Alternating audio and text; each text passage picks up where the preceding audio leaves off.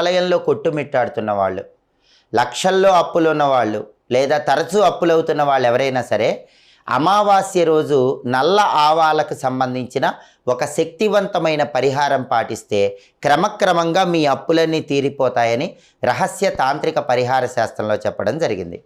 అమావాస్య రోజు మీరేం చేయాలంటే నల్ల ఆవాలు కొన్ని చేతిలో పట్టుకొని మీ ఇంటి పైభాగంలో మేడపైకి వెళ్ళి ఆ నల్ల ఆవాలు చేతిలో పట్టుకొని అప్పులు తీరిపోవాలి అనుకుంటూ ఆ మేడ మొత్తం కూడా 3 సార్లు తిరగండి. ఒకవేళ మేడ లేని వాళ్ళు ఎవరైనా ఉన్నట్లయితే అమావాస్య రోజు రాత్రిపూట 3 రోడ్ల కూడలి దగ్గరకు కానీ 4 రోడ్ల కూడలి దగ్గరకు కానీ వెళ్ళండి.